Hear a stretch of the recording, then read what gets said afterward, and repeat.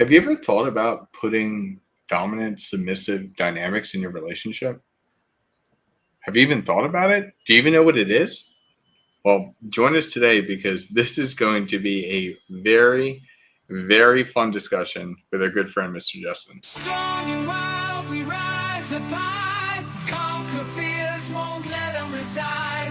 Heartbeats pound as we take the dive. Living now feels so alive.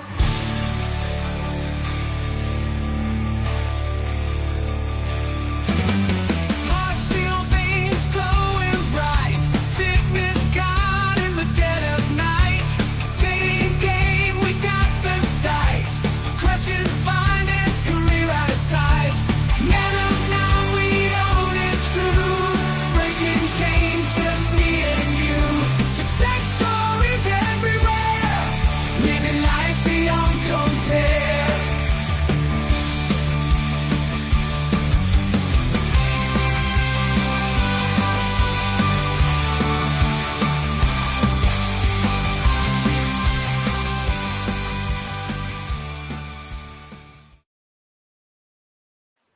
Good evening, everybody, or good morning, or good day if you're down under.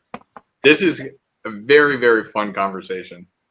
I've done some of this stuff before, talking about somewhat the lifestyle of dominant, submissive, BDSM types of things. I've actually done a seminar alongside Sterling Cooper on this, and I love talking about it. And so it was like 2 weeks ago. We did the Dragon Ship, and then afterwards hopped on Glenn's show, and that's where I met you, Justin. Right. Justin, I resonated with you immediately. And then when I found out that this is what you teach on and this is what you do, oh my God, we have to bring this information to the public. So please go ahead and introduce yourself. Let everybody know who you are, what you do. Sure, absolutely. Well, thanks for having me.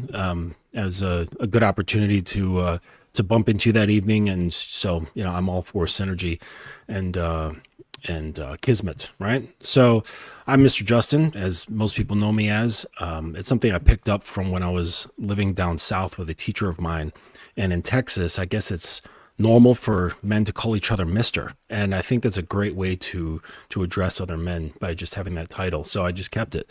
I teach the Dominance Academy. I teach power dynamics and BDSM. And, I started off as a dating coach, but it just really wasn't for me. I did it for a while and I was good at it, but I just knew that there was more. And especially when guys got into relationships, that's when the lights really turned on for me. And so some years later, I just decided, hey, I'm coming out of the closet. I have to take what I authentically love teaching and make that the only thing that I teach. So now most of my clients, they're in relationships or they're married. And they're really not, in the dating scene. Your dogs are cracking me up right now. Yeah, we want to go outside. They're passionate about the subject too, huh? Yeah, all right. Speaking of dominance hierarchies, right? There's all sorts of different ways you can look at and break down and analyze these things. That's right. Mm-hmm. It's very interesting to me because, and I kind of want to throw this out there because a lot of people may not know what BDSM actually is. So, just for clarification, so that comes down to what is it? Is bondage, dominance, submission, and masochism? The D and the S have double meanings. So it's bondage, dominance and submission, and sadomasochism. Gotcha. Okay. And so just for context for everybody, there's layers to that.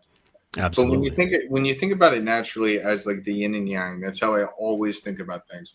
The yin and yang is two opposing energy forces that are complementary to each other instead of working against each other. So when you have that dominant submissive, they tend to then function as a well-oiled machine. That's at least my understanding. I don't know if you've got a better explanation of it. Well, yes, from an ideal position, for sure, right? But we all know that psychologies are very complex. There's many things. So in an ideal sense, yes, that's what the masculine core interacts with the feminine core as, right? It that's exactly what you're talking about. It's the perfect yin yang. But we have our things, right? We have our blockages, we have our conditioning, we have trauma, and all of these things can create layers on top of getting in touch with that core, whether it's masculine or feminine. And I work with women almost as much as I work with men. So it's just getting through those layers that is, because we live in a modern society. So we have, men and women who are raised in really strange ways or unhealthy ways, or they have experiences that create certain blockages in their brain, and they can't get to that core. So we have to spend time kind of like peeling off these layers. And it's not a great process, right? Like I tell my guys, like, hey, becoming a man is not a fun ordeal, right? Because you actually have to look at the shit that's inside of you, and you have to work through it, and you can't run through it. You have to walk. That's the pace it works, because your brain can only adapt, adjust, and absorb at a certain rate. You know what I'm saying? Just like a sponge absorption rate is at a set speed. You can't make it absorb water any faster than the cells will allow. So it's the same with the brain. And, these guys, you guys, I'm sure you're familiar, they want that quick fix. And I'm like, hey, listen, you've got 30 plus years of conditioning here. All right. It's going to take some time to undo that shit. And it's even going to take some time for you to just start looking in the mirror, like objectively, right? Without judgment, without anxiety, without fear or any of that shit. Like just that step in itself can take time. Right. And, but they get through it and they're like, oh, fuck, here I am. Right. And then I say, well, what do you stand for? And they're like, I don't fucking know. I'm like, that's the best answer in the world. Right. Because you've examined all the bullshit that you've grown up with, either from school or religion or politics, family, culture, society. And some of it works and some of it doesn't. And when you lop off a whole bunch of shit that you care not to believe in or follow, there's large gaps. There's large open real estate. And it's like, okay, so then what I have is what the Constitution. That's what I call it. It's like your base ideals for like what you hold for yourself, sort of like the old school, like coat of arms, like this is what the family stands for. And I help them sort out their Constitution so that they can get a very distilled understanding of who they are, right? Just in the same way that in the United States, the Constitution is sort of like the base identity for this country. Is this like setting boundaries? No. The Constitution consists of understanding what your codes, principles, and rules are, but it's for the self, right? Just like that's basically what the Constitution is for this country. It's the codes, principles, and rules for how this country can move within itself and with other countries, right? It's like this is the behavior set, the belief and the understanding of how we see ourselves and how we're allowed to move. Knowing the self, knowing the Right. rules of the self. So and it's not prescriptive. I'm not like, here, this is what you do, right? I give them tools to then help them discover it on their own. So there's a lot of ownership involved. And then it's like, okay, now you start getting more and more grounded, right? And you start to be like, okay, I'm here. Like I'm here within me. This is me. And then it gets more and more refined as time goes on, developing that person. And then a lot of times, because guys are just into that shit. They're like, well, what's this thing about power? Like I want to. They'll maybe experience it a little bit here and there and say, I want to explore that more, right? Because it's tasty. It's really fucking tasty. Like when you start messing around with those levers of power and you see that you're having fun, the woman's having fun, and it's creating a beautiful effect of like growth or forward movement in some sort of way. Now, when it comes to power dynamics, what are some common misconceptions that you've come across? Because I'm sure there's plenty that when you say the word, right, dominance or power or dynamics or anything like that, right, and their guards tend to instinctively kind of flare up. So what type of misconceptions do you usually run across or help people work through? Yeah, I think the judgments come in the form of like that's sick and twisted, that's abusive. So like let's say like I have abusive nature and the women who are involved in it or the men that are involved in it, because power dynamics is not regulated by gender, right? It's open. but yeah, the judgments that it's like the people who are doing it, the tops, so to speak, they're fucked up, and the receivers, the bottoms, they're fucked up as well. And the thing is that everybody has trauma. Everybody's got shit. Everybody's got things going on within themselves. So of course, within lifestyle, there's going to be people who have problems peppered into that, just like there's people with problems peppered into every demographic, right? So that's one of them. And then a lot of things like just about like, I think most of it is just around like being sick and twisted. Like there's something wrong with you. That's probably the biggest judgment of BDSM. I just think it's always been confusing to me because it's when we talk about toxic masculinity, that's one of the things they always cling to is being domineering, being controlling, and I don't think that's what it is. I mean, like let's be honest. Think about any company. Like you work for a company, right? That company has a leader. It has somebody in charge, and each department has somebody in charge of them. There always has to be a captain to the ship. Mm-hmm. Yeah. And sometimes, depending on the structure, right, there's more and more granularity to what behaviors are acceptable and not acceptable. So, for example, you look in the military, it's very granular of what behaviors are acceptable, right? They're like, did you just blink twice, Private? It's like they can get really stringent about certain things. You know what I'm saying? And, so some structures, they'll have that hierarchy, right? And there's not much. They're just basically like, hey, show up on time, don't look like an asshat, take care of yourself, and do what's expected of you, right? Really simple. And then you look at the military, they're like, every fucking pleat has to be perfect, 2 millimeters apart. Your shoelace is tied to this specific length. If your head's shaved, it's gotta fucking shine, no stubble, right? Like it's gotta be, everything's gotta be right fucking perfect, And some dynamics are like that, right? Yeah. I know guys who are extremely stringent and detailed, extremely, right? And they control everything in the woman's life, everything. And then there's people who don't control very much at all, right? They don't care to have that much control because it just doesn't do anything for them. But then again, and then there's people in between, right? And I'm one of those guys who is in between. Mm-hmm. Yep. Mr. Justin, I want to go back to something you said before, like the judgment that is placed on, maybe the male and the female, if there is a relationship like this.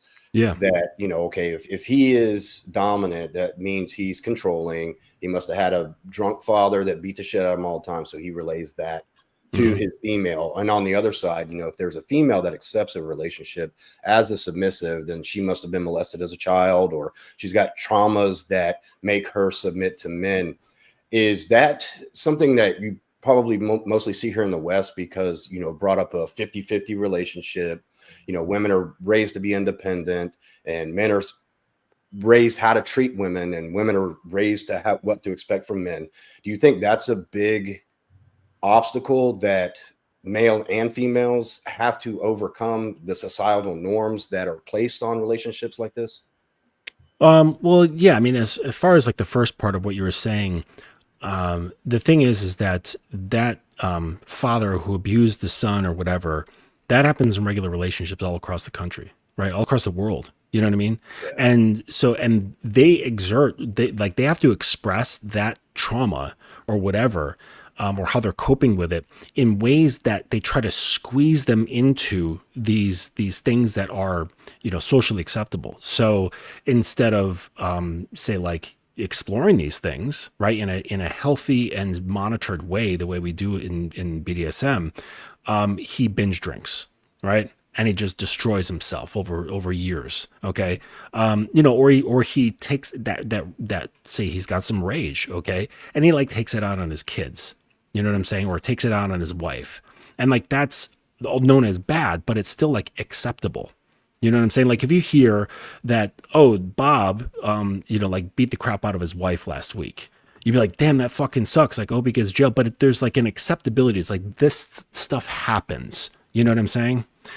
But if you hear about Bob has a DS relationship with his wife and has regular spanking sessions, right?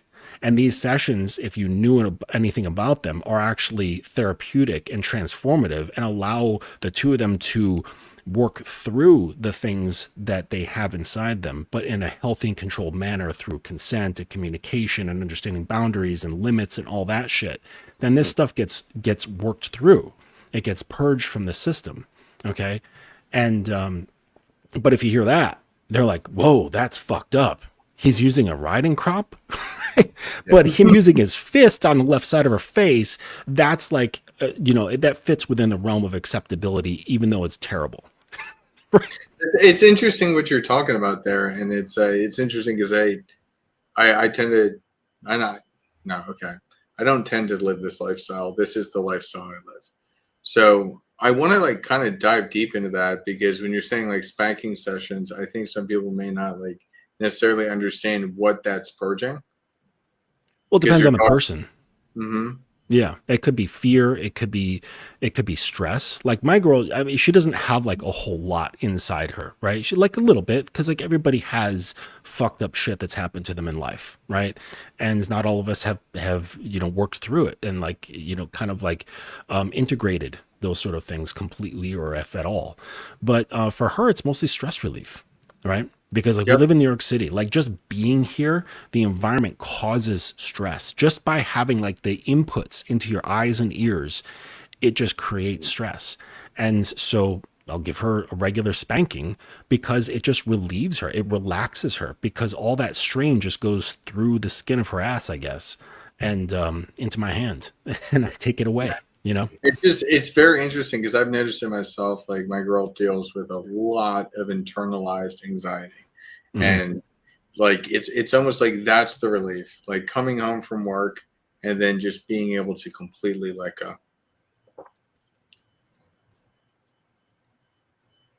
Yeah, I mean, it's interesting where you have all these, if the way to really think about it, right, is a concept most people are aware of, right, is frame, right? Everyone understands and accepts frame, right? So when you think about frame and then you think about dominance and power, right, there's a lot of different ways. And one of the misconceptions that I've definitely come across a lot of times is that people think when they hear the word dominant, they just think like you're kind of overbearing, you're a jerk, you tend to be an asshole, just like you push and try to get your way. But in reality, if you really pay attention to the word, it really is about, who has more frame control, right? So that's something that you always want to think about subtly, is that control in that frame. And so, dominance, right, for sure is one way that you can do it. And it's usually applied more in like a sexual connotation, but you can use it and apply it across a multitude of different instances in your life. But you also suddenly understand that once you start tapping into, what the dynamics are and what they look like in any given social situation, you suddenly start to figure out on the cover, okay, who's really has frame control in this situation? Where do I fit within that frame control, as well as where do I move and how do I exert my frame? So, my question for our esteemed guest here, the question I would pose to you is, what was your discovery journey like for integrating for yourself? What led you to that conclusion? Well, when I realized this was part of me, I realized that I can't hide it. Right. So when I was like getting on dating apps and stuff, like I was very straightforward about who I am. Okay. And to that end, I don't see it as a frame. I actually don't like this idea of frame when it comes to how I relate with myself or how I'm presenting to the world. Okay. I look at it as I am my frame. Okay. It's not something that I adopt. Now, of course, like there's also conversational frames, like when you're having like a debate between two people or something like that, there's always frame battles, especially if there's like negotiations going on, or say like a presidential debate or something along those lines. There's always a battle for frame. But the way I see it within myself is I am my own frame. It's not something separate that I just put on, like, oh, I'm going to put on this dominant frame. Because the more I studied, the more I understood myself from that level of power dynamics, the more I accepted aspects of myself, it just became who I am. And now I just operate this way. So in my relationship, it's just, this is how things are.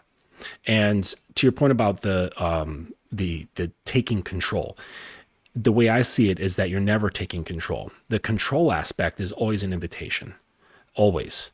So actually, anything having to do with me is an invitation. So talking to me, going on a date with me, having sex with me, anything of that nature is an invitation, including what I can provide as far as a dominant structure. And it's always presented in a way such that the receiver has free will. So I'm never in the position of like, you're mine. But the irony is that once they're in it and they're on your program and they're, you know, willfully coming into your structure, they want to be possessed. But at the same time, I'm always like, no, you have free will.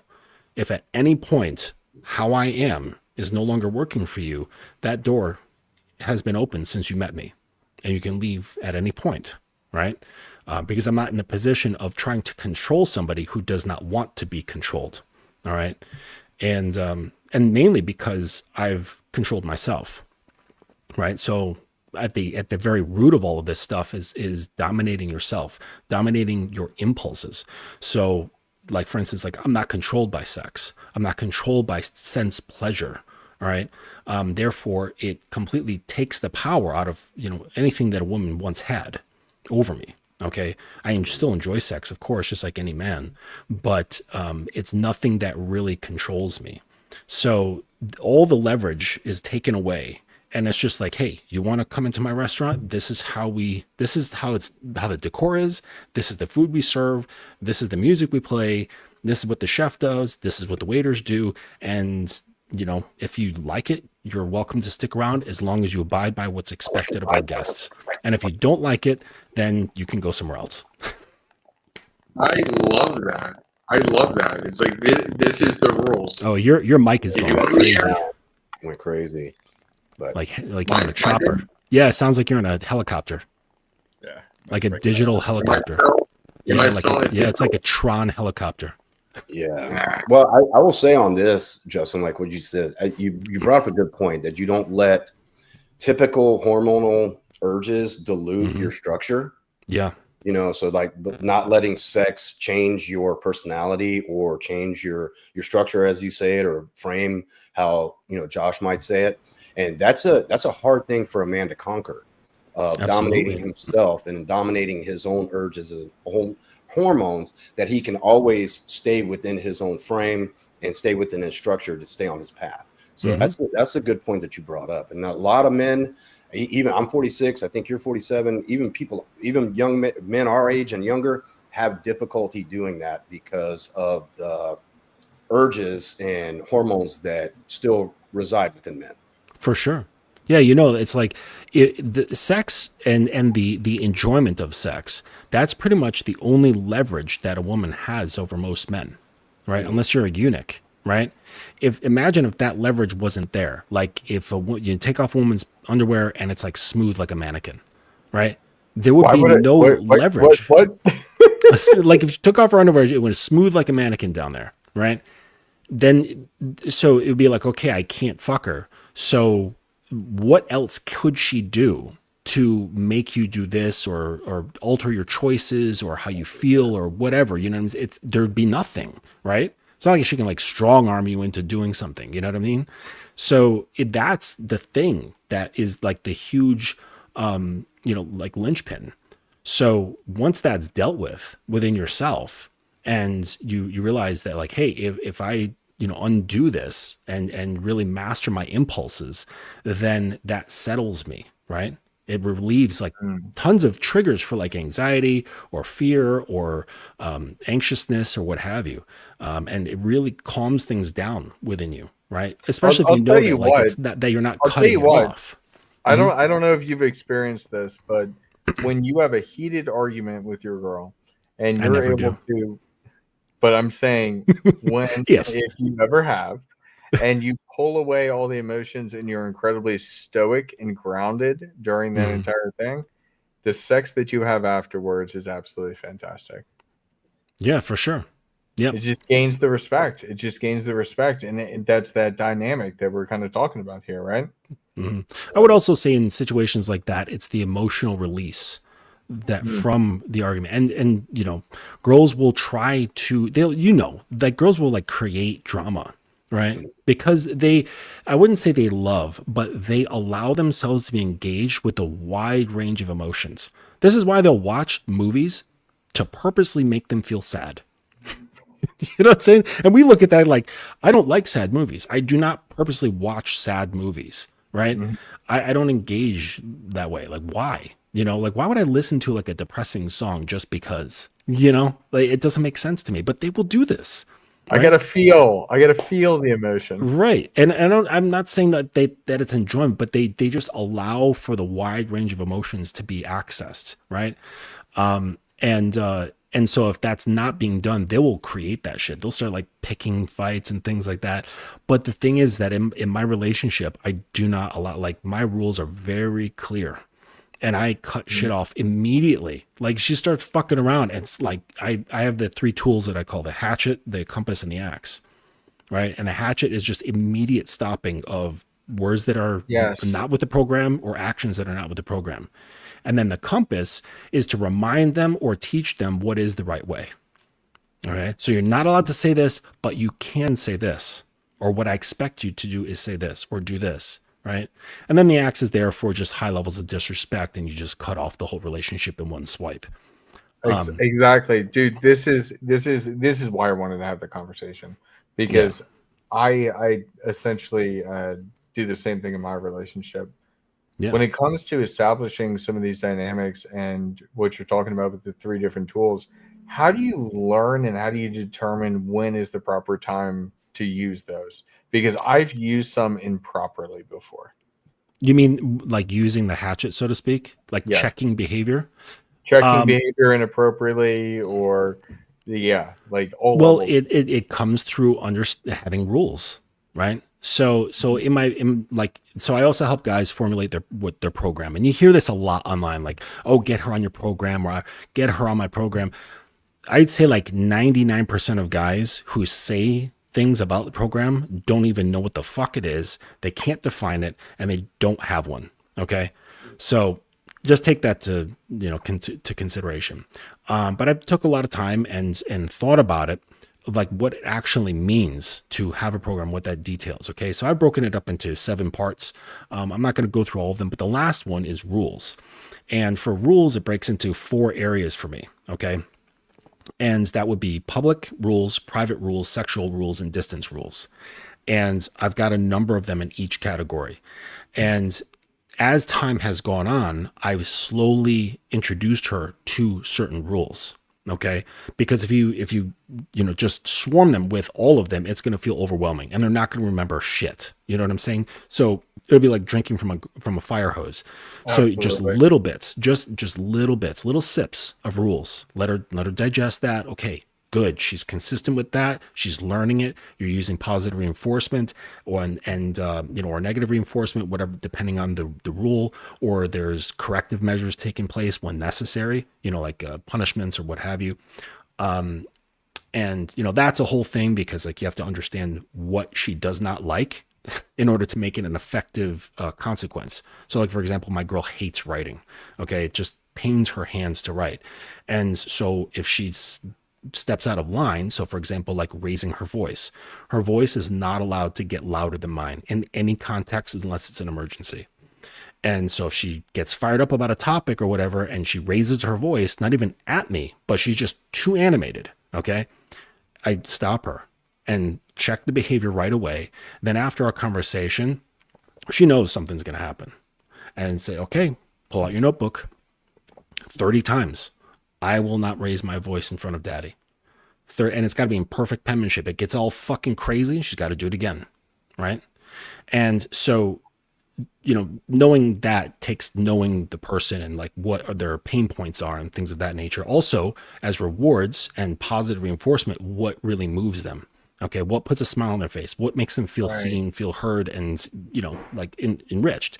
And so you use that more carrot than the stick. Yes, and I think that that's a huge point of this, in that dominant submissive is understanding what can enrich somebody more than Right. just hurt them. So Because yeah, if you're I use positive reinforcement more. Yeah. Yeah, and that's one thing I want to say just for anybody who's even exploring this.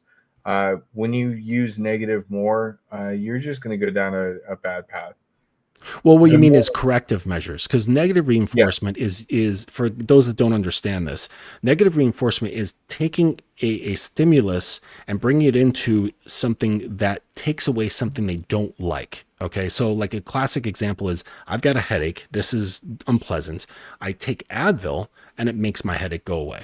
Okay, so I'm getting it's a removal of something I don't like by bringing something in. That's called negative reinforcement. All right, positive reinforcement is say, that your kid does a great job on their math test, and you say, "Great job." You give a pat on the back and say, "Let's go get some ice cream." Like that's positive reinforcement. And then, corrective measures is when you say, okay, you've annoyed the fuck out of me. You broke these 3 rules and you're going to go stand on Legos for 2 minutes. And by the way, hey, if you ever hey, had kids, that hey, shit hurts hey, like a hey, motherfucker. I love Legos. Don't I even do, start. I do too. And you've stepped on them with your bare feet before. So you I can have. imagine the pain of standing on them. I've only had to do that a couple of times to make my point straight. But to your question about using the hatchet, it becomes clear of when and how much according to rules. You know what I'm saying? Like a cop And you can't have to bust you stand by for your just own something they don't rules. like. The And cop you can have only bust to, you for breaking the law. yeah, you have to stand by your own rules, though. I think that's where guys trip up, is that they set rules, they have a vision of the rules, and then they do not enforce the rules, and they throw the hatchet at the wrong times. Really, I don't think many guys have rules. I think No, I Most think guys don't. no, well, I have guidelines. I think they have their feelings, right? I think they have their feelings, and that's what guides them in thinking they have boundaries. Boundaries are set by structure, right? That's what Mhm. respect is all about. Okay, so if I'm speeding, all right, and a cop pulls me over for going 20 miles an hour over the speed limit, he's not pissed off, in an ideal sense, right? He's just He like, hey, doesn't care about you. You're just doing no, something he has to exactly. take He's care just of. like, hey man, you broke the law. Here's your ticket or here's your summons. Have a good day. Right? He's not pissed off. He doesn't give a flying fuck. Right? His emotions are not involved. And because what really happened was I didn't disrespect him. I disrespected the law. I said, fuck the speed limit. I'm going to drive however fast I want to. Right. So when it comes to, like a girl doing something and the guy's like, "Meh, she disrespected me. Right. Really, he's saying in the more masculine way possible is she hurt my feelings Yeah. Oh my and I'm God. I upset never about it. thought of it that way. But when you have structure, you can absolutely tell objectively what has been disrespected. Right? You are to make the bed every morning and then say your prayers in the morning, right? So in my relationship, her prayers are reading her affirmations, her submissive affirmations. Those are what we call prayers, okay? Mhm. She has to do this every morning. If she doesn't do that, she's basically saying, fuck the rules, right? I don't get upset. I'm like, it has nothing to do with me personally. You know what I'm saying? She disrespected the rules. She disrespected the structure. She said, I don't have respect for the structure. And say, okay, there's consequences for that. It has nothing to do with my feelings. My feelings aren't even involved. And I think a very important point that you touched on earlier, which we want to revisit, because one, some people will see certain clips and like take them way out of context, but the real important thing is that it's all about the invitation, right? Where it's like you're not Yeah. forcing anyone against their will, you're not beating them over the head. It's just more like, hey, here's where things are. You're invited into this, and it kind of Mhm. goes the other way around too, where again they have their invitation that they offer and extend to you, so that way you again come to a mutually beneficial situation rather than it seems like from the outside looking in, right? If someone sees this out of context, it's like, oh my gosh, they're promoting like hostage situations, and it's like you've missed the entire point and premise. The entire point and premise is that it's an invitation into, hey, here's my life, here's my structure, here's how I run it. Your life and your structure, if that fits and is compatible with it, great. But it's all about both sides knowing what each other are getting into and then having that healthy respect for it too as well. Because again, there's plenty of times too where us on the guy's side, we get too caught up in our own sort of feelings and we don't have our own disciplines and structures within ourselves. but we also don't have any respect or discipline structures for, what the girls have and what they bring to the table as well. So it's very, very important to understand that it is very much a two-way street. Wait, Well, I mean, in my you guys relationship, don't I have a one-way street. Hold on, you guys don't have girls walk all over you? Well, the only massage. I'm just messing around. But it's absolutely true, and I think that's absolutely fantastic. That's where it comes from. It starts with the self. Sure. And I really wanted to ask is that journey to self. Like a lot of people, a lot of men especially, they are willing to let women walk all over them, and they don't have a sense of self. How does one as a man find that sense of self if he's completely directionless? Well, a lot of times it comes from skinning your knees, right? Skinning your knees in life, getting fucked up. And, if you have it in you after a few times, or maybe just once, right? To say, you know what, that fucking sucked. What am I doing? Who am I? What's going on? And if by chance you lack the ability to be reflecting on the self, then you're just going to keep doing that throughout life. And that's just the way it is. And there's a lot of people who are like that. They just keep fucking up again and again and again. And, if you're around those people, just distance yourself from them. But for, having that sense of self, it just comes from, a lot of times it comes from hardship and being able to look at things and say, well, what can I do about this? And then who is the I who is involved in this, right? Yeah, Phil Bradley, that's a great point. Forgiveness, right? Forgiveness of yourself for fucking up, and making mistakes or allowing painful things to happen to you and not learning from them. But you're like, all right, this is done. I'm on a path of learning. And it's just, if it's in you, it's in you. And there's some people, it's just not in them. It's not in them to be self-reflectant, one of the guys that I, consider a mentor of mine, he's an associate, Steve the Dean Williams. He says that not everyone's cut out for being a man. Right. And that's really what it is. And frankly, we need society that way, right? It just has to be that way. There needs to be cogs, right? There needs to be the worker ants, and that's just the way it is. Not everyone's that has cut been out one of the hardest things. I don't mean to cut you off. Yeah. One of the hardest things for me to accept and understand, because I've been so focused my entire life of being the best I can be, and then accepting that there has to be worker ants. Yeah. That's a very confusing concept to go back on. Yeah. And you can't force people to awaken to themselves, right? I've had guys pay me thousands of dollars a month, right? And it auto drafts from their account. And they, maybe they'll remember to have a phone call here and there, right? And they just slough it off, right? And then they'll come back in like, hey man, I got this fucking bullshit, this chick's doing this, whatever, blah, blah, blah. And, we talk about it. And then he disappears for another 4 weeks, right? Oh my God. Just constant, this is all the time. So it's like he wants to come in, right? But even if I take his head and stuff it into the trough and say, drink, motherfucker, he's not going to drink, right? It's only when they're ready. When they're ready and they're like, fuck me, I'm tired of this shit, I'm confused, or I'm angry, or I'm in pain, or whatever, I need to do something about my current situation I know there's something wrong with me, right? And I need to do something about it, but I don't know how, because, nod to Alan Watts, it's like trying to touch the tip of your finger with the very same finger, or pull yourself up by your own bootstraps, right? It's the examiner is the one who is being examined. So it's like, fuck, I need help with this. I need someone to look in on what's going on. I need to seek guidance from somewhere else outside of me, Because you can do it on your own, trust me, but it'll take years and years and years. This is why Buddhist monks go off and sit, and it takes them fucking decades. Fellas, but we don't have decades. We don't have that kind of time, right? I don't want to waste that's that why much coaches time. Exist. If I can get there quicker, I'd much rather do that. Yeah.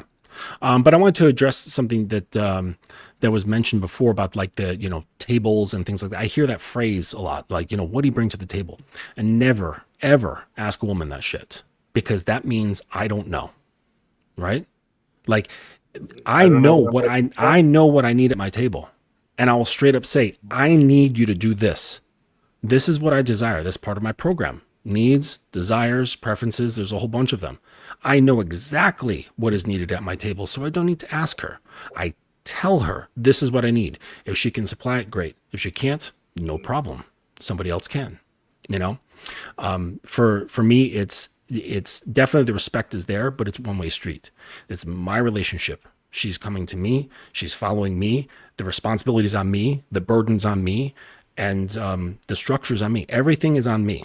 Okay, and she's there to support it. And in that support, she gets the benefit. Right? She gets the benefit of my container, and she wins by being able to relax into her femininity and become the shape of that container, right? But that it takes a lot of management, it takes a lot of awareness, it takes a lot of paying attention to a lot of fucking details, you know, and not everyone's built out for it. You know what I mean? And the more you get into power dynamics, the more details you're paying attention to. So, you know, because even to understand polarity and that sort of thing, there's certain details that you can't be asleep to. And then if that polarity keeps growing, becoming more and more detailed, then you get into BDSM, you get into rules, you get into, you know, like mind fucks and things like that, right? Where you're understanding that she enjoys a certain level of tension, where she feels that she's fucked either way she goes. And you presented her with this situation, and now this mental conundrum that she's in is actually extremely arousing, right? Like all that stuff becomes like, it's all management, right? It's all detail management and learning how to lead it, and then believing yourself that like, yeah, I can do this, right? Yeah. A lot of guys, they just want to, right, Too much. get me to the threshold, and it just automatically takes care of itself, right? And No. they don't realize that no, it's a very manual lifetime commitment where you need to be on it consistently. So that's it. I'm sorry, guys, don't know what to tell you, but yeah, there is no point where you just get to sit back, relax, and then everything kind of sorts itself out for you. It's a full-time job. Yeah, that's there's one of no the burdens cruise about control. being a man. Mhm. You know, something we were talking about in pre-show before you came on, Justin, is it's a great responsibility if you want to have and be the dominant and have your submissive. You have a great responsibility on your shoulders. It's not something that you can let go by the wayside and then try to pull it back, because it's almost like trust. Once you lose it, you're not going to get it back. So, I mean, believe it. I mean, it's just like the dynamics of being a man. It comes with a burden. And so you have to be willing to accept that burden, but you also have to be willing to push through that burden and be the man that you want to be inside. You know, something we talked about earlier is men don't want to come out and say, you know, we all have that intuition of knowing that something's happening that we don't agree with or we don't want. It's not part of our structure, but we don't stand up and address it because of we might lose that sexual experience that we could have tonight, or we're afraid of losing the girl that we think we want. So we don't address it, and we wait till it's too long to address it, and then it comes out the wrong way with a loud voice or a argumentative sense, instead of addressing it right then. You did this. I did not like that. That's outside of my structure. This is how we're going to change it. And if it doesn't change, this is going to be the consequences. And when a man can learn to do that in all aspects of his life, not just in relationships, but in his work dynamics, in the friends he deals with, in the people in his life, whether it be professionally, that's where you start to make a positive change as a man to have your masculinity in check and present that masculinity in the right way. Yeah, absolutely. I think it's one of the greatest things about being a man is that you have the power to be very effective in other people's lives, right? Like, I know we've all experienced this at some point. Like, there's somebody in your life where you look at them and go, fuck, I wouldn't be who I am if I never came across this person. Like, I've got a couple of guys, right? And it's like, I know the amount of influence and effect that they had on me. I'm so grateful, right? I'm really, really fortunate to have come across a couple of these men. And And it's like, that's the power that men have, right? Where, and to have this in relationship, right? Where the woman is looking at you, because a lot of this stuff can start creating triggers, anchors, start working through her trauma, where, you start shifting perceptions and belief and attachments. And to the point where she's now seeing you as this conduit to a better sense of being, right? And that's, you can't, if you're like controlled by pussy and pleasure seeking, you're never going to get there, right? So guys, they have these two things. They're like, I got to have pussy, but I love the idea of a woman being so vulnerable, so trusting that her spirit is on its knees in front of me. Like either like literally or figuratively, right? And it's like, well, you can't have Well, both. what's the literal? I kind of like Well, the figure, or no, sorry, I'm now the mixing up figurative. my words. No, I don't want the figurative. No, it's so interesting. I'm just like, my brain is going like haywire here because this is something I never thought I would experience, is being in a relationship like this. And it is very interesting, especially when there are times where you don't feel as big of a man as maybe you presented yourself, which is the biggest failure that you can see in this relationship, and still keeping up when you don't feel good enough. And I wanted to ask you, and I don't mean to segue so abruptly, but Mhm. I want to ask you, when you adopt these types of dynamics into your relationship, how do you maintain them? How do you mean, like say like rules and things like that? Yeah, I'm just thinking about it because essentially you may have a rule one day. Well, the rules don't change, but Mhm. let's just say you're slipping up, and when you slip up, you inevitably fail on the other end. And so if you slip up on rules, like how do you maintain this type of dynamic? Because as you said, it's essentially like a second job. Yeah. Well, for me, there's always a simmer going on. Okay, so like she doesn't use my name ever, except in company that doesn't know our dynamic, right? So like say like in front of my mother, or friends of hers or things like that. She slipped up actually a couple times, and she called me daddy. She was like, "Dad, Justin," and that was really funny. But so there's maintaining the baseline of respect. That is something that I always have, is the simmer, and it comes from, like I was saying before, it's not adopting the frame, being the frame. Like, this is how I am, right? Living through my constitution, living according to my program, right? Upholding the rules that I've set. And the thing is, like, sometimes rules get boring. All right, I'll lose interest in some of these and say, hey, not really feeling this anymore, right? Like, how, and then check in, right? And say like, well, what is this doing for you? You know what I'm saying? Like, for instance, like in the beginning, I was controlling her underwear, right? I was choosing what she would wear under her clothes every single Wait, day. hold on. You weren't And letting her change her underwear? in the mornings when she was getting ready for work, I would choose her underwear. And then after a while, I got bored. I didn't want that level of control. I didn't Dude, care oh my anymore. god. Oh my god. I have to relate to this. It's the same Mhm. thing with me when it comes to sexy outfits and whatnot, like lingerie. It's the Yeah. same type of thing. And I didn't realize I was going too far until I was like, I don't want this level of control. It's Yeah. interesting that you're saying that. But so like as far as like other routines, rituals and things of that nature, like ritual keeps things strong, right? It keeps that simmer going, right? So like whenever we come together, there is a ritual, right? Like I go wash my hands because this is New York City, and then she kisses my right palm, right? And that is our greeting ritual, okay? And then there's the hug and a kiss and so on. So, and that is there to trigger like, oh, this is who we are, right? Yes. It's a triggering mechanism for both of us. It's having daily rituals, like every single day she has to read her affirmations, right? And then it's almost like within myself, it's like, okay, that's a reminder for me that I need to maintain my side of things, Okay. And the way I see it is that the intensity of the dominance and submission always has an ebb and a flow. There's always an ebb and a flow because we're humans. We're not robots, right? But Right. underneath that ebb and flow, for me, there's always that ongoing simmer, always, right? And I think that is maintained by sticking to the hatchet and the compass, right? Always checking shit, never ever letting anything slide and go, you know what? I really don't care. That wasn't that big of a deal. No, check the behavior immediately, right?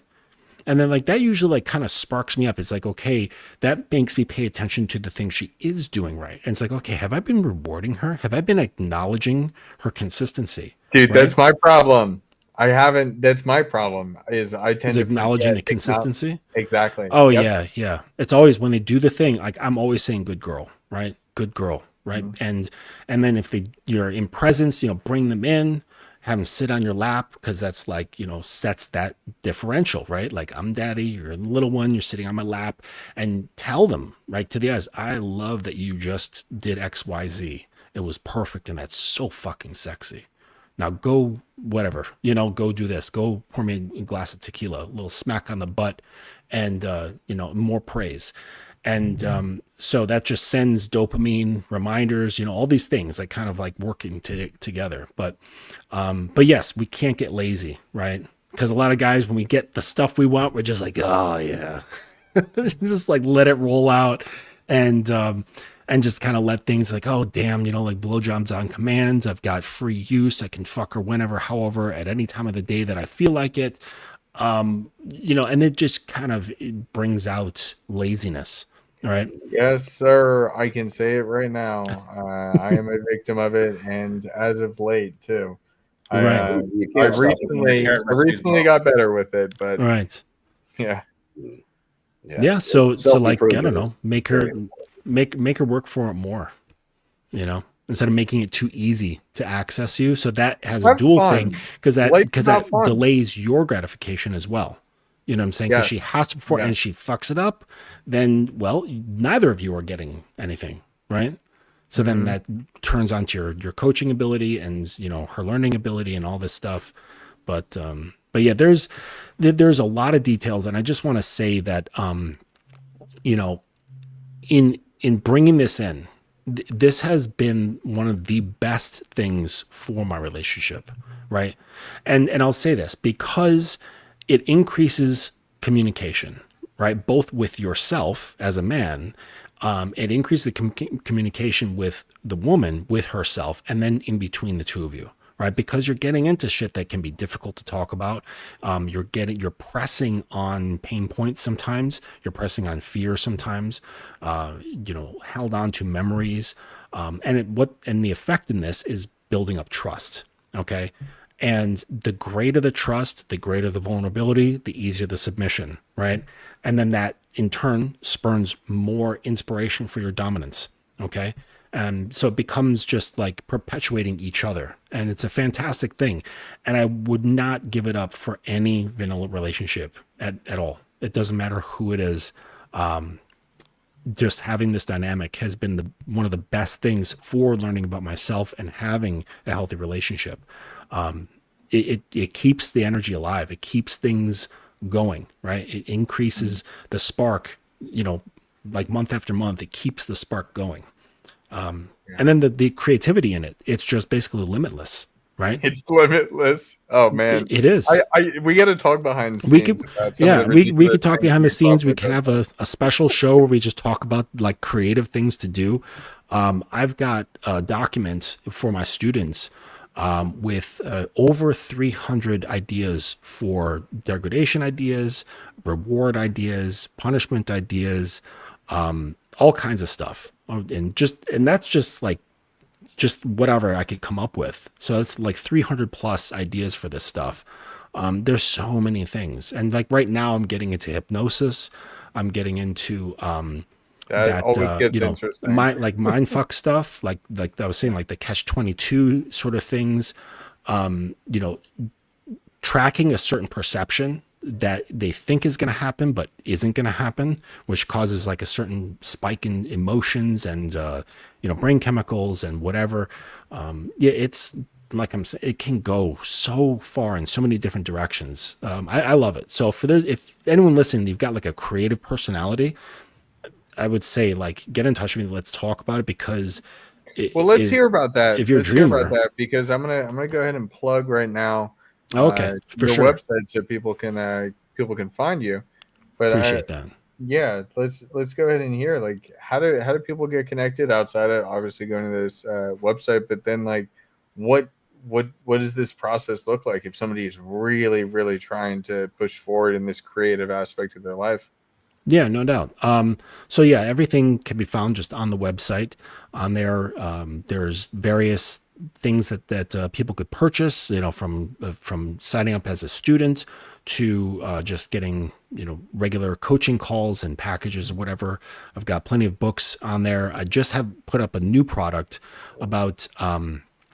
It's a BDSM toolkit, and you get that plus the book I wrote on how to be a fantastic lover. So you combine those things, you'll be basically a demigod in the bedroom, and you'll have a lot of fun. But as far as like anything and getting things going, you can just book a free call with me. All of my first calls are free. I don't charge for that stuff, just like a regular discovery call. And we just talk about like what your goals are, like what do you want, what the problems are, all the regular stuff. And then we just sort out like a pathway to solving that problem, right? And it all just comes down to like, knowing what you want. And the funny thing is that being disconnected from who you are kind of skews knowing what you want. So it's a whole process.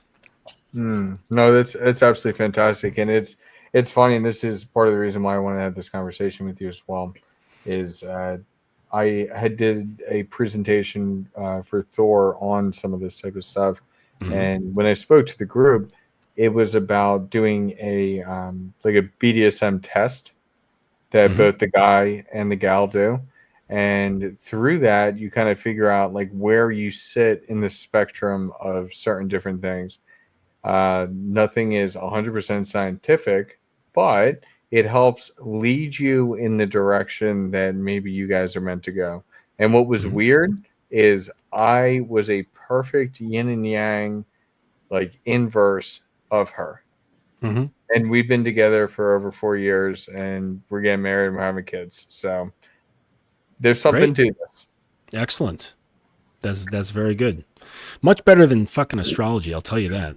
Yeah, a little bit. What are you, a Scorpio? Yeah. Yeah, Right. no, absolutely, absolutely. Well, this was a fantastic discussion. I don't want to just leave you. Do you guys have like Josh? Do you have any final thoughts on this? And then Kevin, I'll go to you. I would say my final thoughts on it are, it's the biggest takeaway is you have to undergo that journey of self-discovery. Once you figure that out, that opens up a lot of doors, but it's also freeing and liberating. So that way you can maneuver. But, the big thing to do is always keep an open mind about things. And always, when you start being like really critical, or, if you find you have these defenses, or, start judging a lot of different things, always ask yourself where exactly that's coming from and stemming from, and turn a little bit of that inwards. So that way you can see exactly where you lie. But no, it's been a fantastic conversation. And I think we'll probably have to make this like a little series, maybe that have like a part 2 and a part 3, because there's already a lot of different there's so much. Dude, that's what's so weird about this is we talked for an hour and we've only just Like scratched the surface. I know. Yep. like with like 800 grit sandpaper. We didn't even really scuff it very much. Yeah. Right. But I think that's good. I think that's Mhm. good. I mean, especially just things moving forward. Like this is, I don't know. Sorry, I'm talking too much, but it gets me excited, because once I adopted a lot of this, then my life changed, and I met I met the most perfect person for me. And so Mhm. it's absolutely phenomenal. Sorry, Kevin, go ahead. Oh no, man. Final thoughts on the whole situation is we talked about is, you got to discover with yourself first. Like Mr. Justin said, if you don't have your own personal constitution to move forward with it, then you're going to fail. So Mhm. start with that. create your own personal structure of Mhm. how you want to be the dominant male in the relationship, because most women out there, they want that dynamic. I mean, that's just evolution of the man is the hunter gatherer, the provider, the woman is the take care of the home, the submission. So if you don't have that within yourself, you don't have your structure, you don't have your own constitution, then you need to stop worrying about all the other bullshit and work on yourself. I worked overseas and there's a lot of Filipinos, a lot of Indonesians, and it just came natural to them, not even leaving sex aside, just having the man in the relationship. Well, he makes the decisions. That came natural to them. Mhm. So it was almost surprising to me that, yes, their opinion mattered. However, the final decision was mine. And that came natural to them. It doesn't happen here in the West. So there's a lot of work you got to do on yourself first. But if you're going to start this journey to be the dominant male, you got to make sure you can live up to that task. Mhm. And that's what I would say to anybody that sees this. And, yes. And when it comes to the rules and the boundaries within the relationship, if you don't have a clear and concise way to present that, don't even fucking try, because you're going to fuck it up and you're going to let the power of the pussy make you look like a weak man. And Mhm. if you look like that, it's not going to be successful for you. So working on yourself is always the first task we as men have. And finding yourself is very important. That would be my final Absolutely. thoughts on this whole conversation we had. It's a great conversation. We have to have a Yeah. follow-up. Thank you, We gentlemen. definitely Yeah. have to have a follow-up. Yeah. Well, I think we'll have to put in 2 hours. Yeah, no, I could 'Cause this- talk for this all day this is because too much. and I'm almost wondering too, because this is on YouTube. I think we got to have a separate conversation behind a paywall, because Yeah, we'll do a I Zoom want to call. get super deep with you about Mhm. certain stuff that Yeah, I'm no sure doubt. that we've kind of experienced similarly. But Mr. Justin, thank you so much. This was an Yeah. absolutely fantastic discussion. Guys, again, if you do want to learn more, just go ahead and check out the Dominance Academy. I mean, the whole reason why I wanted to have you on is because I resonate with you, man. Yeah. And I'm just telling you guys, he can really, really, really set you in the right direction. Whether you're trying to get into more of this type of relationship or you want to maintain this type of relationship, dude's got the answers. But thank you so much, man. Until next time, guys, peace out. All right. Take it easy. Thank you for having me.